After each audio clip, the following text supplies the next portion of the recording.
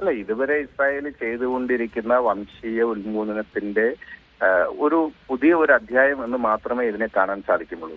ഗാസയ്ക്കെതിരെ സമ്പൂർണമായ ഉപരോധം നിലനിൽക്കുകയാണ്. അപ്പം അതിന്റെ നാവൽ ബ്ലോക്കേഡ് വളരെ പ്രധാനമാണ്. കടൽ മാർഗത്തിലൂടെ ഒരു കപ്പലിനോ അതല്ലെങ്കിൽ ബോട്ടുകൾക്കോ ഒന്നും ഗസയിലേക്ക് എത്താൻ പറ്റില്ല. അപ്പോൾ ഇപ്പോൾ നടക്കുന്ന ഗസ യുദ്ധത്തിന്റെ ഭാഗമായി ഇസ്രായേല് ഗസയ്ക്കെതിരെ ഏർപ്പെടുത്തിയിട്ടുള്ള സമ്പൂർണ്ണ നാവിക ഉപരോധത്തെ ബ്രേക്ക് ചെയ്തുകൊണ്ട് മാത്രമേ ഗ്രേറ്റയ്ക്കും സംഘത്തിനും അവിടേക്ക് പ്രവേശിക്കാൻ സാധിക്കുള്ളൂ. അപ്പോൾ ആ നാവിക ഉപരോധം നിലനിൽക്കുന്നത് കൊണ്ട് ഞങ്ങൾ അവരെ അറസ്റ്റ് ചെയ്തിരിക്കുന്നു എന്നുള്ളതാണ് ഇസ്രായേലിന്റെ ഭാഷ്യം.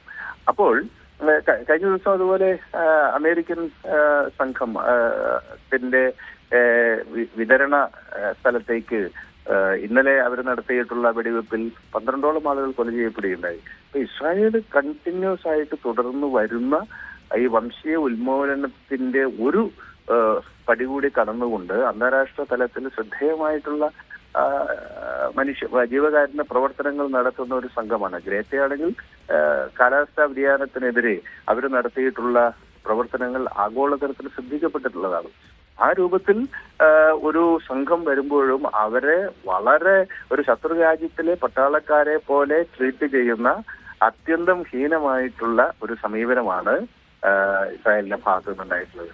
അപ്പോൾ ഇസ്രായേല് അതിന്റെ വംശീയ ഉന്മൂലനവും സ്റ്റേറ്റ് ടെററിസവും ശക്തമായി മുന്നോട്ട് കൊണ്ടുപോകും എന്നുള്ളതിന്റെ ഒരു സൂചനയാണിത്.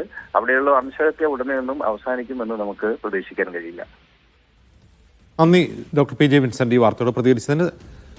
സ്വാലിഹിലേക്ക് കൂടി. സ്വാലിഹ്, ഇവരെ എങ്ങോട്ട് കൊണ്ടുപോകും? ഇവരെ അറസ്റ്റ് ചെയ്യപ്പെടുമോ? എന്താണ് ഇവരുടെ ഒരു ഭാവി? അജിംസ്, ഇതിനു മുമ്പും ഇത്തരത്തിലുള്ള ശ്രമങ്ങൾ ഈ ഫ്രീഡം ഫ്ലോട്ടില മൂവ്മെന്റ് നടത്തിയിട്ടുണ്ട്.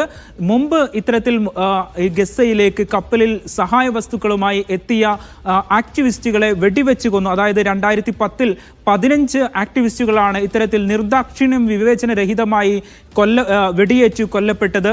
വെളുത്ത പതാകയുമായി അന്ന് ഗസയിലേക്ക് സമീപിച്ച ഈ ആക്ടിവിസ്റ്റുകളെ യാതൊരു പ്രകോപനവുമില്ലാതെയാണ് ഇസ്രായേൽ സേന അന്ന് വെടിവെച്ച് കൊന്നത്.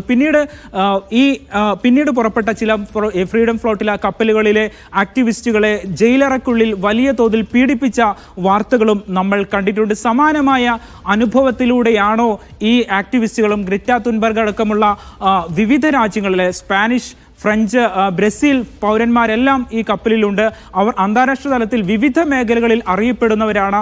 വിവിധ ആക്ടിവിസ്റ്റ് സംഘടനകളിലെ സജീവ നേതാക്കളാണ്. ഇവർ ഏതു തരത്തിലുള്ള അനുഭവത്തിലൂടെ കടന്നു പോകും എന്ന് നമുക്ക് ഇനി വരുന്ന മണിക്കൂറുകളിലെ നമുക്ക് ഇക്കാര്യം മനസ്സിലാകുകയുള്ളൂ.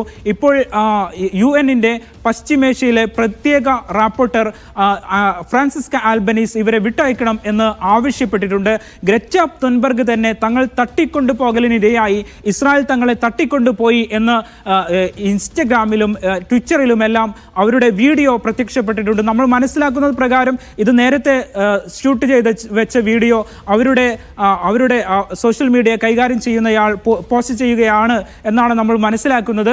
അവർ പറയുന്നത് തങ്ങളെ തട്ടിക്കൊണ്ടുപോയി തങ്ങളെ വിട്ടുകിട്ടുവാൻ വേണ്ടി, അവരെ മോചിപ്പിക്കുവാൻ വേണ്ടി വിവിധ രാജ്യങ്ങളിലെ, അതായത് എല്ലാ രാജ്യങ്ങളിലെയും വിദേശകാര്യമന്ത്രിമാർ ഇടപെടണം എന്നാണ് ഗ്രെറ്റ തുൻബർഗ് അടക്കമുള്ള ആക്ടിവിസ്റ്റുകൾ ഇപ്പോൾ ആവശ്യപ്പെടുന്നത്. മാത്രമല്ല ഇസ്രായേലിലെ അഷ്ദോദ് തുറമുഖത്തേക്കാണ് ഈ ആക്ടിവിസ്റ്റുകളെ എത്തിക്കുക, കപ്പൽ എത്തിക്കുക. അഷ്ദോദ് തുറമുഖം എന്ന് പറയുന്നത് ഇസ്രായേലിന്റെ ഗസയോട് സമീപമുള്ള ഒരു തുറമുഖമാണ്.